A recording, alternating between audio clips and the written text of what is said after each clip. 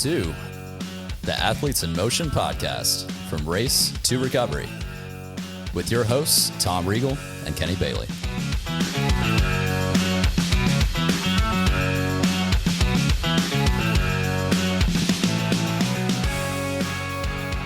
Hey, Kenny, how you doing?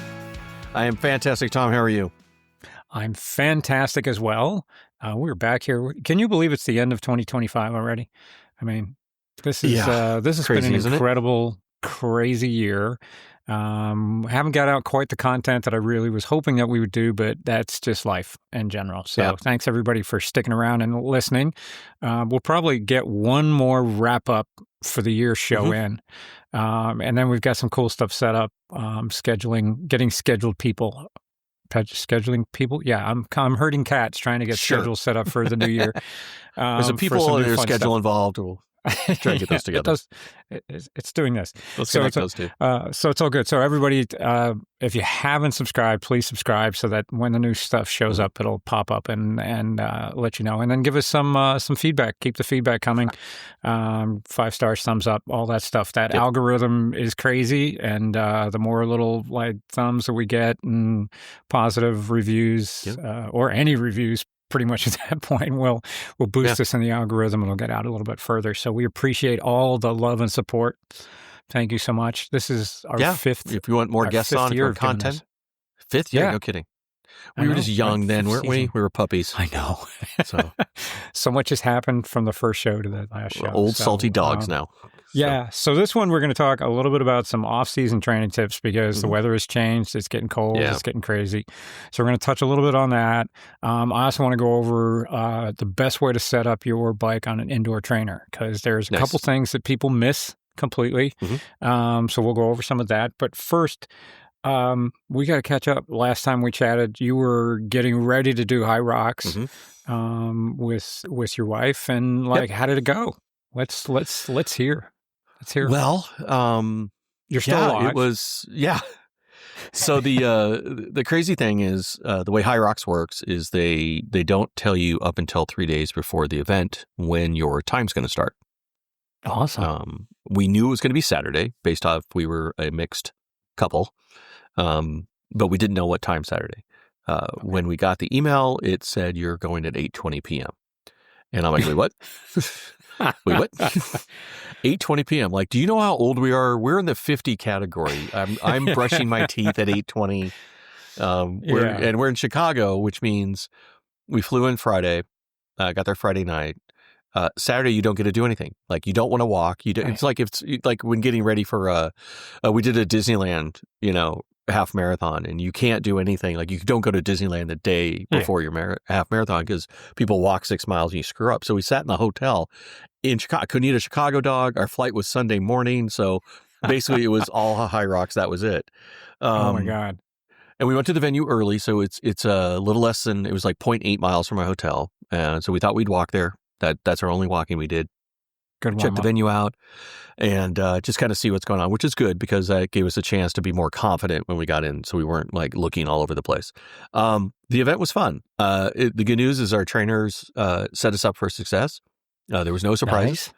Nice. For people to remind people about HYROX, it's you run a kilometer and then you do some sort of HIIT thing like a sled push or a sled pull or carry a 40-pound rucksack on, a sandbag while you're doing walking lunges, all that sort of stuff. And it's the first time my wife and I ever did anything together as a team. We would run. We both did the California International Marathon, but we took off at, roughly the same time. And then I waved at her and then I took off and she came. And so we've never really had to rely on each other.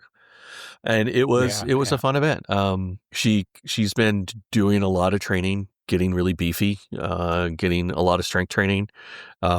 The funny part about it is the biggest lesson we learned is everyone told us when we first started, run, just run, go run. It's 8 kilometers. That'll decide it. Just run. I'm like, cool. Forgot that the whole training time, right? We were so worried about the sled. It's 335 pounds. We're so worried about, walking lunges with a 40-pound bag.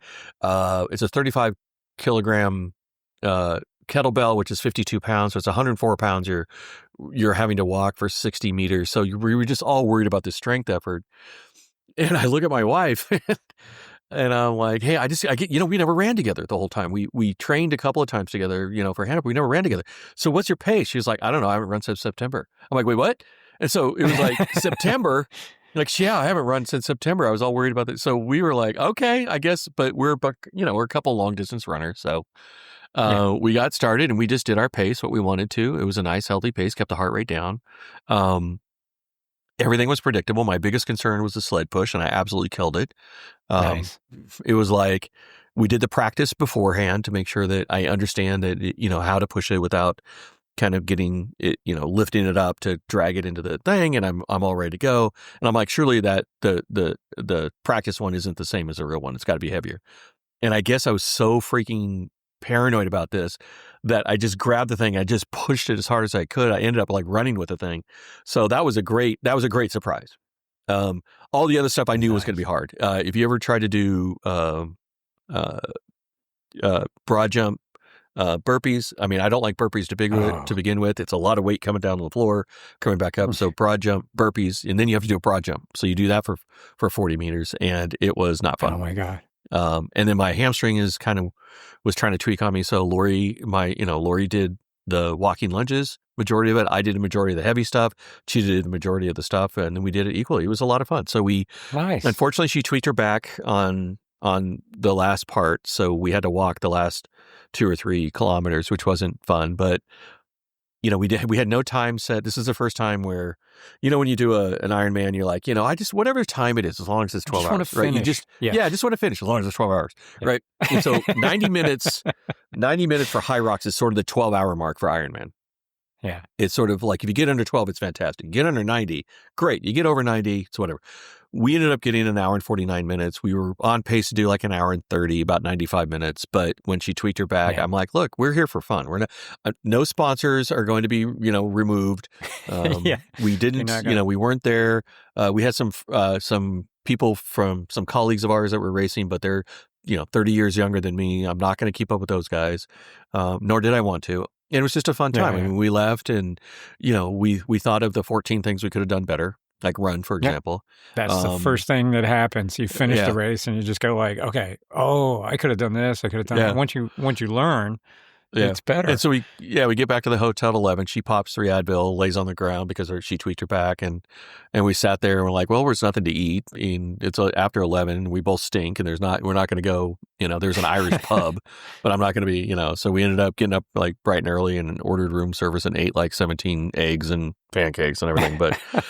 But overall, I think if you're a triathlete that's looking to do something, if you're trying to do some weight on, if you're lifting, and you want to challenge yourself on that part, you're absolutely, as a triathlete, your advantage is a run, which I should have done a better job on. The lifting isn't as hard as I thought it was going to be. Anybody can really do these weights. It's just, do you do it in 4 minutes or you do it in 4.5 minutes? Yeah. And I think the part that we focused on is because of the unknown, you gain more time if you just run a little bit faster than you do.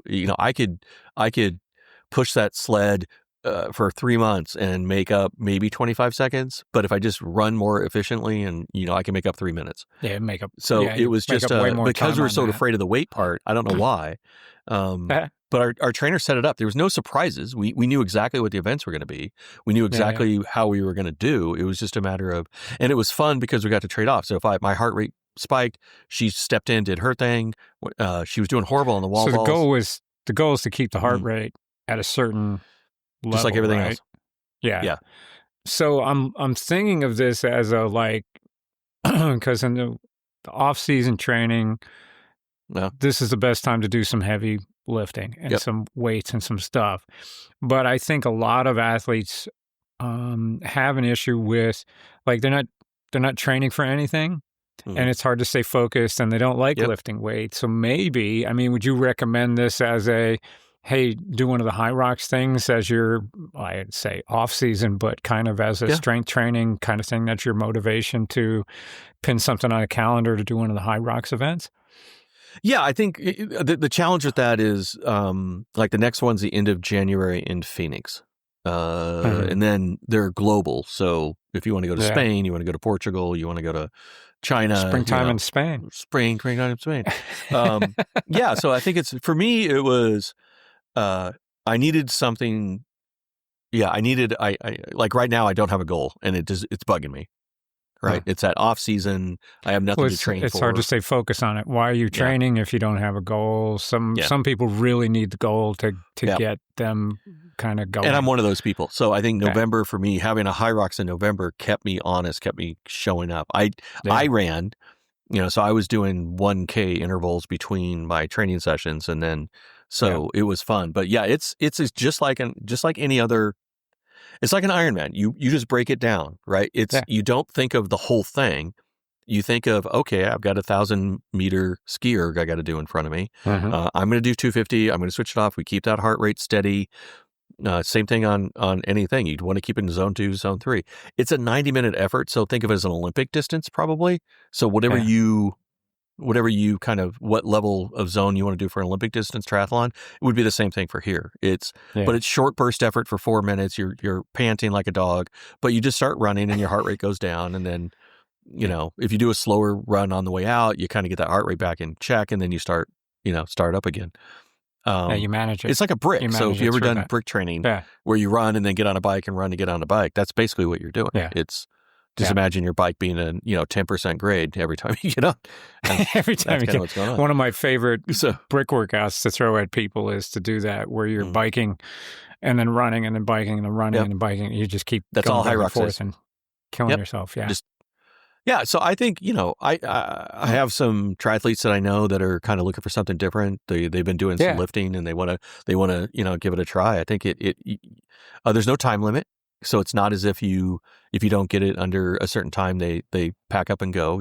I saw what's fun is, the guy in our heat was, the dude that looks like he's, froning. He has a, ripped up abs. He's shirtless. He's got his, him and his wife are like, cool, man, go for it. Right. We're just kind of chill. And then you see people that are on a weight loss journey, and they're not small people, and they're walking, and that's okay. But they're trying just as hard as this guy. It's just their time's going to be different, and hooray for both of them. Right. I'm really glad.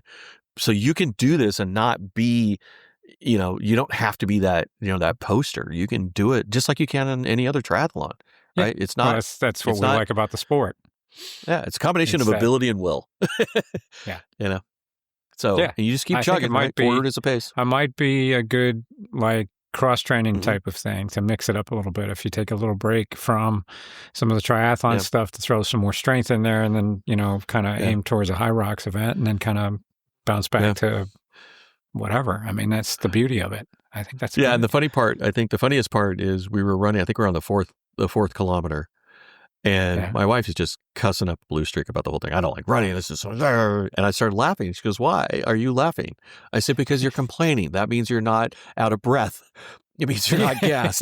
The fact you complain is a good thing. I'm actually glad you're complaining, because it takes breath to complain." So she starts laughing, and we're just like, whatever. We just keep plodding along, and we'll get done when we get done. And we high-fived, and the pictures look great and all that good stuff. But I didn't have nearly as much fun as you did, though. You were in Portugal just living the life of dreams, were you not? Well, the question is, would you do the HYROX again? Would she do it again with you? Yes. Yeah, so that's good. Yeah, I think we're going to, we were half a step away from getting the HYROX in Arizona, because we were just mad because she had to walk. It's just grinding her no end. And but it's a 5-hour flight, and I don't want to go 5 hours one way and then race 90 minutes and go 5 hours back. Wait till midnight to exactly. do your event type of thing. Yeah. So I think there's one in mid-year. I think it's around May. It's going to be in DC, and there's also one in Miami. So we love going to DC. It's a fun town. We did a 10K run there. So for us, it would be And so I think you'll miss the cherry blossoms, but I'll definitely do it again. It was just, I think we want to. I think with anything, you do one, and then you figure out the 15 reasons, things you did wrong, and you want to go fix that. And then, but we're not like, I'm not now buying like a ton of, HYROX gear and HYROX branded. We'll see HYROX branded t-shirts and exactly. We're not there yet, but bless people that do it. I mean, they found something they love, and they found something that keeps them motivated. But yeah, I think we both were like, yeah, this is kind of fun to do, and we both agreed to be no pressure. I mean, I'm too old for pressure these days, so anyway. Yeah, so, right. Yeah, so Portugal. While you were doing that, I was gallivanting in Portugal with drinking wine, Carell. eating the cheese. Carell Laurent, who's been on the show a couple of times now. We're going to have her on again in January as our sports nutritionist. Is so her and a friend of hers, Fiona, and I'm blanking on Fiona's last name. Apologies, Fiona. She's fantastic. She runs Paradise Cycling Tours that she lives in Portugal, in the Algarve region in southern Portugal, and she puts on amazing bike tours all around Portugal, self-guided. Sounds beautiful. And then they do a bunch of group rides and things. So we show up, make our way to Portugal, and show up for a week of riding. We got 4 solid days of riding in Portugal. Nice. It was just amazing. And we stayed at this. We stay in this little hotel. It's a very small hotel that's on I think it's like a 2,000-acre farm. And most of the food that we're eating is coming from the farm, right? It's a working farm. And there's fresh pomegranates falling off the trees while we're there, and it's that season, and the oranges are falling off the trees while we're there, and and it's just, so the food was amazing. Carell worked with the hotel to put a nice healthy spin on everything, and we ate really well. So all the meals are included, and we go off and ride. And you have choices. You could ride the longer, harder rides. You can do the moderate rides. You can do the easy rides, depending on it. And I think there was 14 of us. It was one of their larger groups. Oh, nice. It was about what do they have? 12 crazy Brits and 2 crazy Americans. So we all crazy. We had a really great time. There was a lot of laughter. There was a lot of stress relief, and we went out and rode every single day. And then this big storm rolled in. Helene, I think it was actually a named storm. I think it was like a hurricane that rolled in on the last day, which was fine because we got an extra massage in and some more yoga and still ate really well. And Carell did a couple of nutrition talks, which was fantastic. And so there was yoga in the evenings on a couple of nights and massages, and it was fantastic. We did some great riding. It's just beautiful, beautiful country out there. We'd ride for 15K and then stop for coffee and a cake, and then we'd ride another 15, 20K and then stop for lunch. That is and then awesome. We'd, ride another whatever back to the hotel and then have some free time. And then, so it was good. I highly recommend. Sounds beautiful. If you're thinking of doing a trip where you want to go and be taken care of, well taken care of, Carell and Fiona put on an amazing cycling focused wellness retreat. So it's definitely a cycling focus. You can rent bikes. Everybody rented bikes. We rented an e-bike for Wendy. And I say half of the group was on e-bikes and half of the group was not. And everybody got out and we just had a great time. It was fantastic. Everybody was nice. They took care of us. The weather was great right up to the end. And then we spent an extra couple of days with Carell and her husband David and her son Jules at their place, which was great. Got down to the beach, was hoping to get a swim in with the local tri club down there, but if you saw my Instagram feed, the ocean was extremely angry. There was no way. There was red flag warnings. It had just kind of passed, and we got down to the beach to walk through there, and you could see the waves, you could see where the storm was. It was like a day and a half that thing took to get through there, and it was beautiful, absolutely beautiful. People were amazing. Everyone we ran into was super sweet and nice and great. Occasional, So, well, what I love about what you described too is if you want a light day, go do a light day. If you want to go a longer ride, go a longer ride. If you don't want to do a ride, don't do a ride. Yeah, you could totally choose, and the groups were there. Yeah. Yeah, and had a different course each day. Yeah, and then you go back to a farm at a boutique hotel that's absolutely picturesque and gorgeous. So even if you just don't, I don't feel like doing it today, or just something's going wrong, you're still in an incredible location. You're in Portugal, for God's sake. So that sounds heavenly. That sounds so much fun. There's the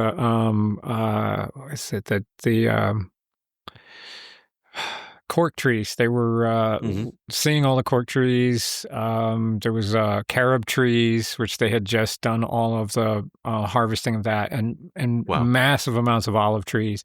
And they were all trying to get the olives harvested before the storm came in. And if you've ever seen anybody harvesting, olives, it's by hand. Wow. Literally, they're pulling them off onto big tarps and then taking the tarps and dumping them into stuff. But you have to go, like, there's no, like, it's not like the almond trees where they got the machine that goes up there and just shakes the hell out of it and they all drop off. I was like, no, they cut some of the taller branches because they're trimming it anyway. But they pull them all off by hand, and they're all just kind of scraping and pulling them off. And you can see them working out there. The families were just out, and we're just like, oh my God, like they're trying to get it in before the storm. And it was, we just need to make sure to provide a link. Yeah, provide a link for folks if they I will. want to explore that. We'll definitely put in the show links to go check out Carell's page and the cycling tours.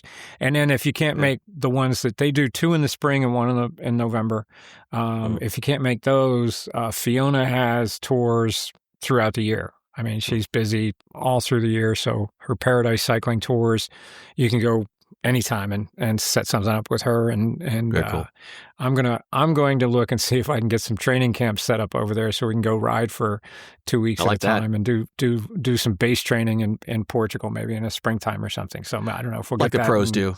Like in 26, why not? Right? Why not? Base training. We're going to go.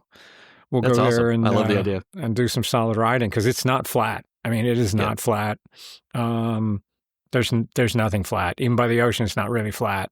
So awesome. there's some good climbing. I think we did one big climb that's actually on the pro tour that comes through Portugal, the week-long Volta de Algarve. And I can't remember the name of the climb, but it averaged at I think it averaged at 9.9% grade for 2.5 kilometers, which is about, so a mile and a half or something. So we worked to feel it to get up that. Yeah, there was, and then we came down the backside. Yeah, the e-bikes went up first. Well, two of the e-bikes went up first. Of course, our Fiona and Tomasz was our other ride leader for that day, and the two of them, of course, jetted on up. I came traipsing after them, and a few other folks came after that. So we kind of worked our way up. But at the top, of course, there was this really pretty Buddhist temple, memorial temple up at the top. It was super windy because the storm was coming in. It was our next to last day, and of course a little cafe. So we had coffee, and if I pronounce it right, pastiche de nata is their little cream pastries that they have. Nice. So the jerseys that Carell had made up has we ride for pastiche de nata because nice. They're amazing, and they come in all different sizes. So you go up and you get a coffee and you get a pastiche de nata, and you sit and just. Well, if you told me the top of the climb, I'd get a coffee and a pastry. Totally.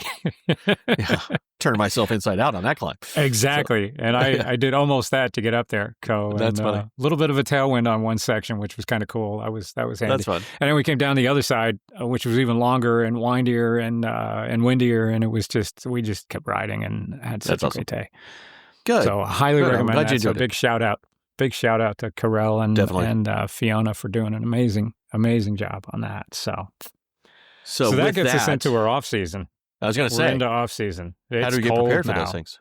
I've got a couple different things.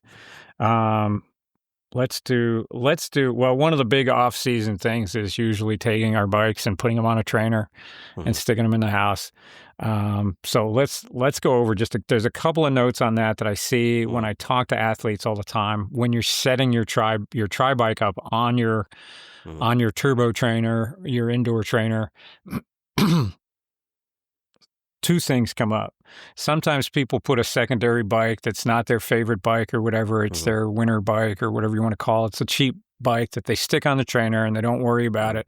They get fitted on their tri bike or their good road bike. And they don't do anything with the bike that they're going to be locked in on their trainer. And if you're looking for an overuse injury, that's one way to get it. It's the fastest path. That's funny. I highly recommend making sure that your fit is correct when you're putting your bike on your trainer. That's really good. If you're thinking, well, I'll get a bike fit in the spring when I'm, fresh and feeling good and doing whatever, but I'll just ride on it now.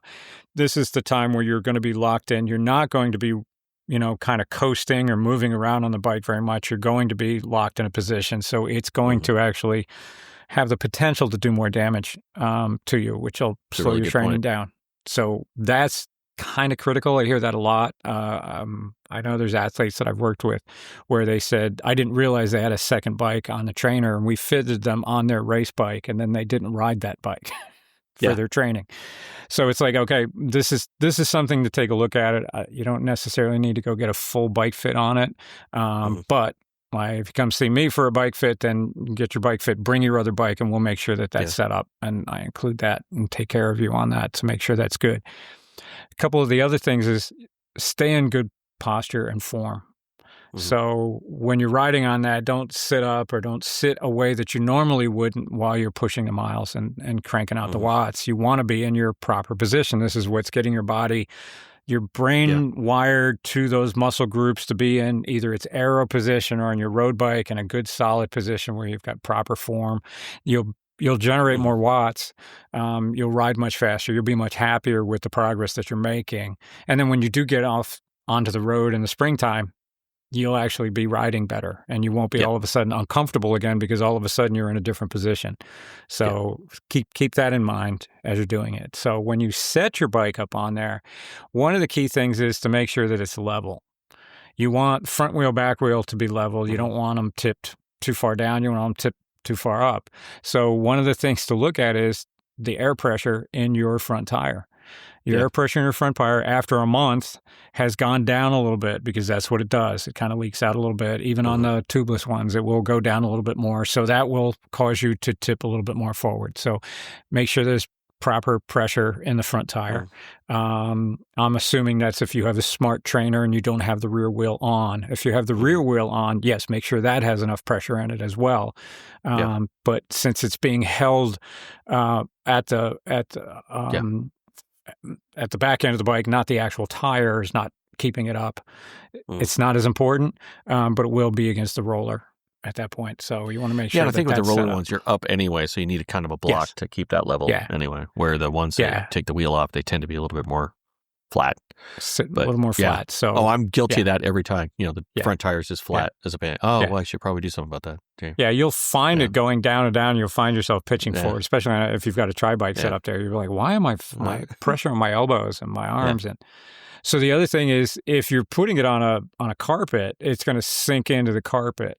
So I would suggest getting a piece of wood. You can get it cut at Lowe's, Home Depot, wherever the home places are, that's wide enough for the trainer to sit on, and then get another block the same thickness, whatever, for the front wheel. So you set the two nice and level, and then make any adjustments you need to with the wheel. There's wheel chocks that you can put that will raise the wheel up to level it off. We used to use phone books in the old days when they actually had phone books. You can do that with a book. You can find something that's under there. Measure the at the points where the wheels are.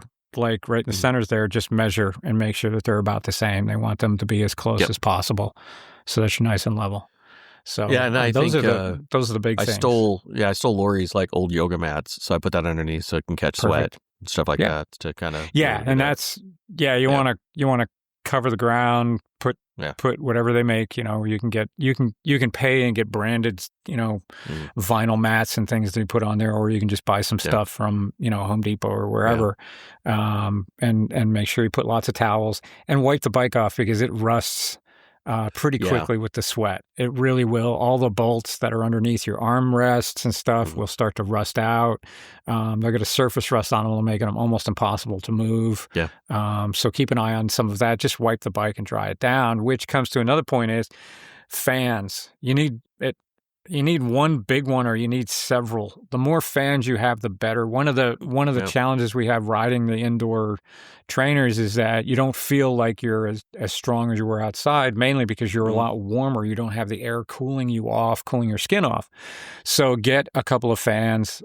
Get more than one. They're I think they're pretty cheap right now. You can find some really good turbo vortex fans, whatever, and set them up on things so they're aiming at your face and your body and your legs, and that's going to help cool your body down and make it feel like you're riding. It'll be probably loud as heck, but you'll put your earbuds in and you won't mind. You'll be watching your TV show at the same time. Yeah, and you think you don't need it at the beginning because it's like, well, this is kind of weird. I'm already cool, but like 5 minutes into it, because there's just no airflow, right? You're not getting wind, there's right? Nothing. And you just core body up. temperature just start. Yeah, exactly. Yeah, I'm up here in my bonus room, and I have my trainer set up, and I'll get up in the morning. It's like, oh, it's chilly up here. I'll turn the heat on. I'll go on, get on the bike, and I'll start doing a workout. And then I'm like, why did I turn the heat on? Like, I'm blowing a fan while I'm pumping the heat, and I'm like, get off the bike, turn the heat off, put the second fan on. Just try to get as much airflow on you as possible, because it'll, once again, you'll have a better workout. Like, your numbers will be better. You'll be happier. Yeah, and it was kind of funny is there's a lot of schmancy, like, desks and stuff you can get, and what I ended up getting was a music stand. Yeah, I do the same thing. And I just do it flat, and it costs very little, because I use an iPad because I can't figure out how to get it to my TV. So I have an iPad that has that. So I have those virtual rides where, I can go to France or go to Portugal and ride Portugal. And I just put that iPad in front of me, put it on the music stand, and that, I have my bottle there. I have, like you said, put the headphones on and listen to angry music and watch myself, ride virtually in Portugal. And hope I was like, maybe just put maybe an espresso and one of those pastries like on the stand. Oh, there you go. So you're forever chasing that. On it. Yeah, you're just in front of you. Well, just in front of you. Just can't reach it. But just a little bit past you, and that's your reward, right? But in all seriousness, I think you bring up a really, really good point, which is if you're acting lazy on your bike, your injury can be higher, and you're also not training those muscles that need to be trained. I mean, proper form still counts. The problem is because you're not having to hold yourself up, so you're not using those little stabilizer muscles, but you still need to have good form, make sure that you should be feeling the same sensation you would on a road with that turnover, right? Knee can't be out here like this, or you can't be squatted too low or whatever. Splay out or do. Yeah. I mean, if you have a tri bike and you've got it on the trainer and you can't stay in the aero position for the duration of your workout, my guess is that your fit's not right. You should, on a tri bike, you should only want to be in that position. And if you're up on the bull horns, holding yourself up, the only thing you should be thinking about should be like, I just want to get back down here again. So like get a fit. Like get it fit right. And if you think like, I really want to be aero and I want to stay super, super low, but if your body can't handle it right now, then you add more stack height until you can. And then training yourself in that position on the turbo over the winter will get you into that position. It's the best way to get you comfortable with that. So it's that poor find posture. A good movie. I mean, will get you. That's the thing. It could be boring as heck. So find a good movie. Find that one. There's so many options these days. Yeah. You got Zwift, you got Ruby, you've got Velocity, you've got all sorts of stuff. Yeah, you just put on Star Wars and just watch Star Wars, and if you need to. The Velocity workouts I do, you can put it into a transparent mode, and you can watch the football game behind it, and it has all the meters and stuff up. You see the steps, you see all your data.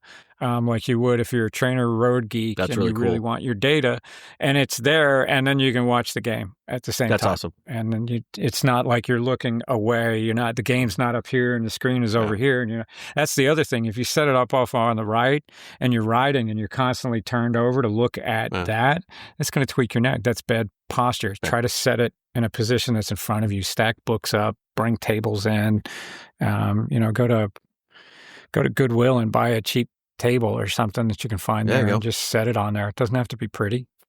So I have a crazy question for you. Yeah. I have a buddy of mine who usually has issues with his helmet in that position. So he'll ride with his helmet on in the winter to help get used to that weight, that extra weight on a... Yeah. Is that a thing? Yeah, absolutely. Part of the tri-bike fits that I do is if you have an aero helmet, I like to put you with your helmet on so we can see where it sits on your shoulders because it has to slot in a certain way. If he has a longer tail versus a shorter tail, if you have just a regular standard road helmet, it's not as critical. But it helps him if that helps him hold a position for sure. I think that's great. I don't know if I'd do it every single time, but certainly put it on there and make sure that you can do the sustained longer workouts. Yeah, and just it's that strength too on your neck. Like sometimes it's just you're riding without a helmet, riding without a helmet. You put a helmet on, like wow, okay, totally, why does this feel like it does? So it does. I thought it was things interesting. if they cover your ears, your vision. I had to change helmets because I would have like my sunglasses on, but then I couldn't see over the top. Yeah. So when I was in position, I was looking up. I was looking right at the top of the glasses, and I was really annoyed with that. But I couldn't ride without them, so I ended up getting a helmet that has a clear visor across it, and now I don't have to wear my sunglasses. And then when I look up at the top of my eyes to look down the road a little bit, I'm like, I can see without an issue. These are things that you figure out on the trainer. Yeah, because I figured that out as I was in the ambulance. Going code 3 with a concussion when I hit a bus because the last thing I said before I woke up was I can't see, and then the next thing I know, I'm like, what's that noise? Those are sirens. Yeah, hey, take it from me. Learn from Kenny. Make sure you have good visibility because it kind of matters. So, and that's a legit thing. Like when I have people in for bike fit and their head's straight down, and I'm like, okay, I want you to look down the road for me, and they look up and then they look back down again. I was like, okay, you're too low because you can't. If you have to do like crazy stuff to get your head up, that's just to look exactly down the road. what happened. It was exactly what happened. I was racing TT, and it was like we're going to slam that front end because we want to give you aero, and I'm like, the last thing I thought of is. I'm down here and I look up and I'm like, I can't really see that much. I went back down and then I woke up in an ambulance. Yeah. So it matters. So take it from Uncle Kenny. Visibility counts. So visibility counts. That's why I started laughing. You're just like, when you can't see, I'm like, I found out the hard way. So that's it. There's like, we want to be aero. We want to look like the pros. We want to do that. And we can get there, but maybe safety not first. Right away. Yeah. Safety I think it's a great idea. That's a great off-season thing to do, right? Get in a more comfortable position and just start, take, as you get more comfortable, see, where you get in a position where you want to, because, most, you don't have to be slammed down. Like, again, we're not, time trial tour. Whatever's really comfortable, whatever you're comfortable with, you can grab a bottle, you're comfortable on your bike where you feel like you're down, you feel good about it. Where you feel like you've got combination of good speed and good power, without being good, fatigue. That's a great thing to practice, right? And the key word here is comfort. And I think we use the word too loosely. I think people are relating it to, especially new cyclists, new triathletes come in, and we talk about getting comfortable on the bike and being comfortable in a position and all that stuff. And it's really not comfortable. It's sustainable. Yeah. You're sitting on a post, for crying out loud. It's never going to be that comfortable. We get you set up in a right position so that your sit bones, like all the pressure is on your sit bones, is on two very sharp points. They feel very sharp, especially in the beginning, and your body gets a little used to it. You get some conditioning, and then you get in the right spot. If you're in the wrong spot, it's pressure in all sorts of areas that make things go numb, and that's bad. Yep. So it's about conditioning yourself a little bit. But if you want to go super, super aero and you want to be slammed all the way down and you go, great, okay, like how long is your race? Yeah. Are you doing an Ironman and you're going to be on the bike for 6 hours? Is that sustainable for 6 hours? If you're doing a sprint try and you're like, that's sustainable for 40 minutes or an hour. That's where you can kind of play with that setup a bit and just go like, and the other thing is to look at the amount of watts that you're pushing. If you can't push that many watts because you're super aero, then you're not going to be going any faster. You're not gaining anything. So we throw that comfort word around quite a bit, and I want to make sure that it's sustainable more than it is comfort. Yeah, and if you just look at the pros in Ironman, I mean, they've got comfortable positions. If you notice, like some of them are in the lotus position where everything's really relaxed up front, right? Yeah. And they keep in that relaxed mode. So they are sustainable, right? I mean, they're pros. Sustainable. I mean, some of those guys are a little bit going crazy. Sam Laidlaw did a super, super stretched out type of thing, which did great for the bike. Yeah. he blew up on the run. So yeah, exactly. That'll just tell you. It's a but if you look thing. at the women's this year had more of an arch to their back, which Matt Steinmetz, who's a great bike fitter that's out in Boulder, was questioning and saying, are they giving up and leaving a little bit of aerodynamics, that they could be getting a little bit more aero by flattening themselves a little bit, stretching out just a little bit more. But when you look at all of them, they put out amazing power. They did great. I'm thinking that they went for stuff that was more sustainable. So at hip flexors, right? So if you're slammed down like this and then you come up like that, I mean, I'd rather be in a little bit more you want to set up for comfortable the run. position. You've got all of these little things that we it's very, I don't want to say it's not complicated, but it is complex in the sense that if you adjust one thing, it affects a bunch of other stuff. So you want to make sure it's not just, we just slam you and stick you down. Well, then there's consequences to that. Yeah. I mean, the whole point is to set you up for a successful run, right? Yes. It's all about the run. So, it's all about the run. Even that's your indoor training. That's our theme today. Even in it's all about the run. Yeah. So it's all about the run. So if you guys hate running, sorry. Yeah. So stick to other kayaking. Other winter off-season kind of training stuff. What do you think? I'm big on strength training this time of year, on all of the small stuff, doing the little banded work, doing everything to build the stabilizer muscles, and going through that would be my off-season. Like, get into the gym, it mixes up a little bit, changes some stuff. What else? What else? Do you think, actually, so Lori and I just got done. We had that typical, when you get done with any sort of race, like you have a date, you have the kind of the blues afterwards. Like, well, what now? What? Yeah. And we made a decision. At least we know we have holiday. Like we have to go to a work event. We have a thing we got to do on Saturday. I mean, we've got holiday parties and people to see and all that sort of stuff. So we decided that between now and the end of the year, we're going to just do fun workouts. So it's not going to be, because mentally you kind of need to take a break too. So if you're just focus, that's great. And maybe people do that. I know you need a goal, but we decided like, hey, I'm just going to, whatever my body tells me, like when I go in, like, hey, I haven't done this set for a while. I think I'm going to go do that. And to your point, try to keep, slow it down a tick, do more band work, more kind of stretching, kind of, I'm not, and I don't have to get a certain number of reps in or certain thing because I'm not have to do, I have to do a row and a 1K, and I got to carry a kettlebell and I got to get this is my training block, because if I don't do that training block, I'm not going to be ready. It's sort of like, hey, I think I'm just going to do a push exercise today because I just haven't done that in a while, but I want to make sure I get some good band work and some good ab work and pay attention to recovery and just have fun with it and not have that for me. I mean, this is me personally. I think Lori's doing the same thing. It's just, we needed to turn our brain off and just let our body do some fun stuff and just not feel an expectation of like, well, darn it, I missed this. And, try to be consistent still, but try to be, and by the way, walking the dog is consistent. Going to a park is consistent.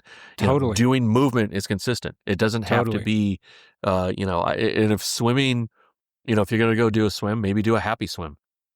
Where, you know what, I'm just going to get, if I get 1,000 in, or if I get 1,500, or if I want to do 100 drills, or if I just want to do playtime, or if I, whatever, just as long as that winter's, really easy to, with the weather and everything else, especially me, to just do that. God, yeah. Yeah. So just movement is great. So we just decided to make it, that's it. We're just going to have happy fun. And then January we'll go, okay. Yeah. Now we'll start paying attention. Unless you have a race in the springtime or something that you're gaining up, then this is not off season for you. But for the rest of North America or the Northern Hemisphere, basically unstructured workouts. Walking is probably one of the best things you can do, is get out and walk for 30 minutes to an hour every single day. If you can get 30 minutes of walking in, walk the dog, just, go for a walk with your spouse, go with your family, get out there and move, keep the body moving. So stay consistent with that is huge. Having unstructured workouts where you're just, it just needs to be 30 minutes at the pool or an hour at the pool. So you go and you just swim and you do different things. It's also a great time to look at, like, if you've got stuff set on the calendar already for next year, right? Okay, my A race is going to be in July, and I've got a B race in May, June, and then something else in the fall, and you're kind of looking at your year already. Now's a great time to sit back, work with your coach if you have a coach, or just if you're coaching yourself, just go through and go like, these are the goals I want to reach. What are the weaknesses? What are the things that what's the SWOT analysis, the strengths, weaknesses, type setup is like, what is it that I really need to get better at? Like for this particular race, I need to have a stronger swim.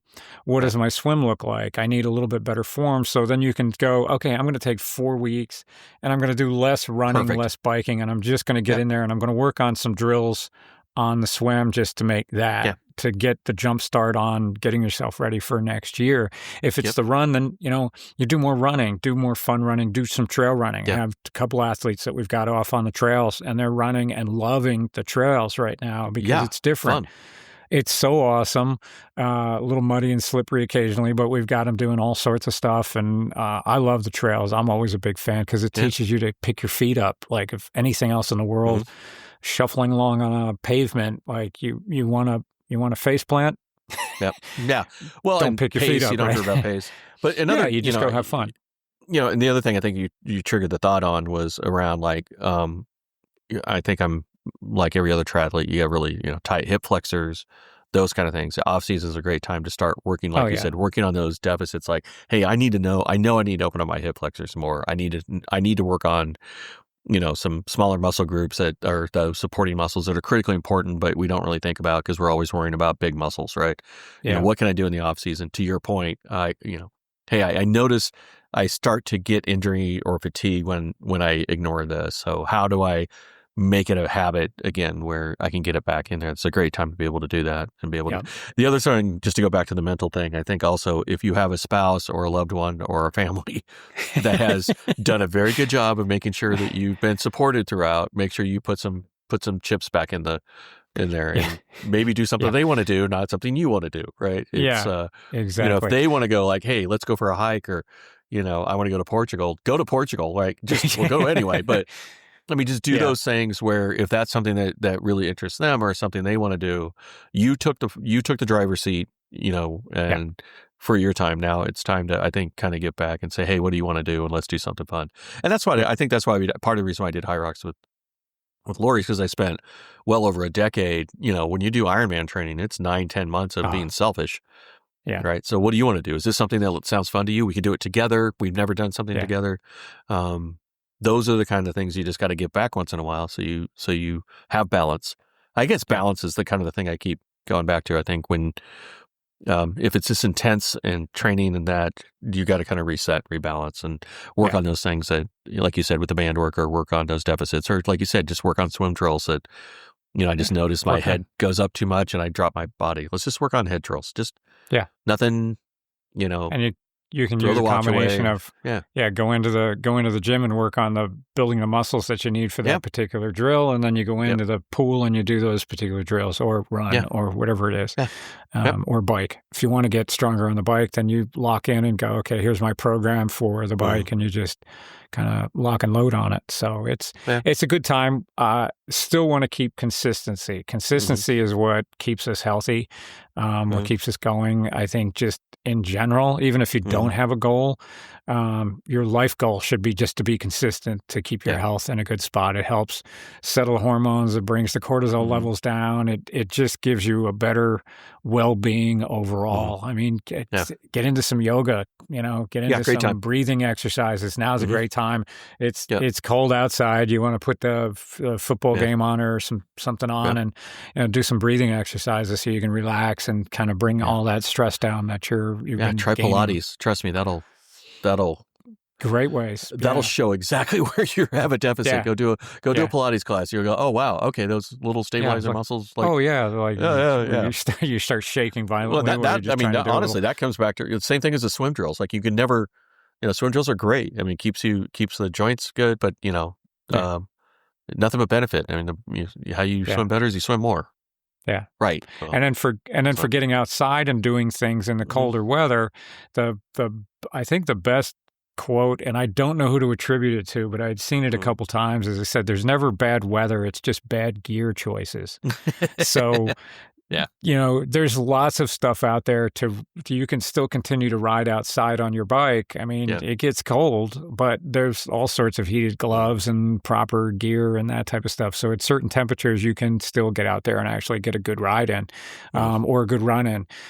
Just, search out, there's, Amazon Prime Days or, holiday sales and things like that right now. As you find some of that gear, put that on your Christmas list to say, I want to keep running outside during the year as much as possible, or on the bike, and just make sure you take care of yourself. Now, when there's some people that get super, super crazy, or so I should say, not crazy, but dedicated, when it's, minus 11 degrees and there's a wind chill of less than that, and they go out, I got to get my run in. I'm like, I'm going to say there's a point where it's too cold.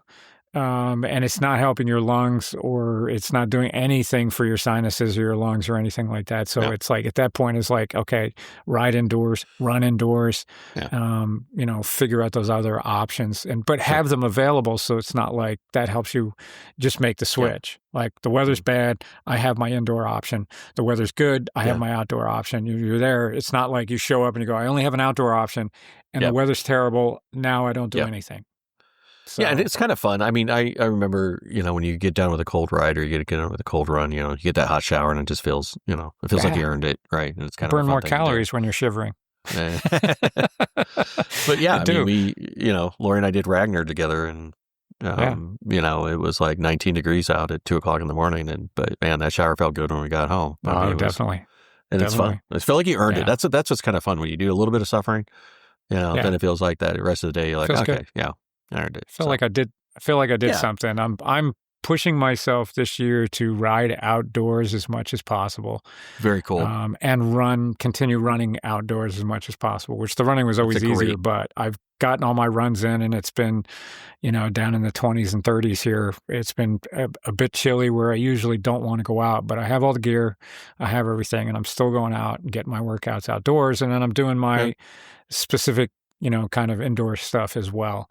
I think that's a great winter goal, right? Which is like, hey, you know what? I'm not going to let weather, to a point, like, let's be real, right? But to your, I'm not going to let weather, that's going to be my goal. I'm going to be outdoors at least once, this week.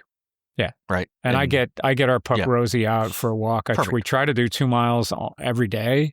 So we try to do it every day. Last week, I think it was supposed to be bad weather around 6 p.m. So at 2:30, I grabbed her lead and I said, let's go for a walk. We're going to get our walk in. And we stepped outside and it was sleeting, like downpour sleet. And I went, not happening. Not happening.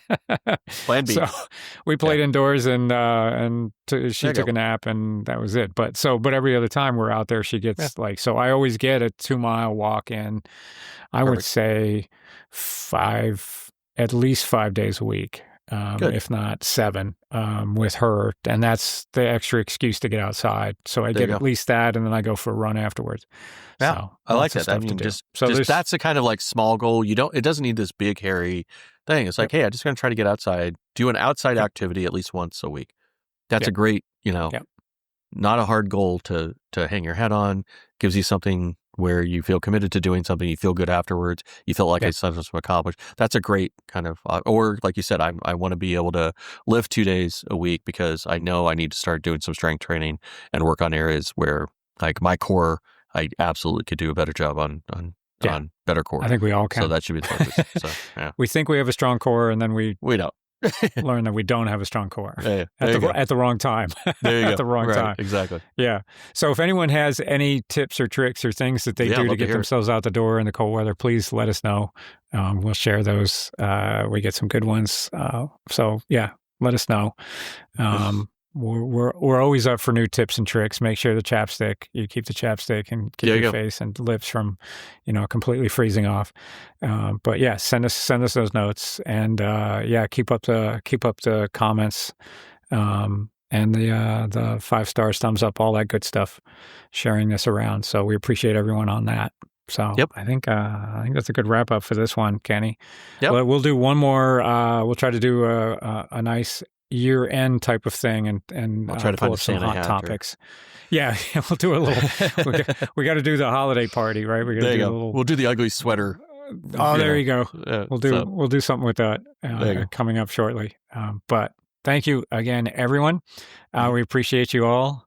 And Kenny, as always, this is a blast. Yep. And for everybody, we'll catch you on the next one.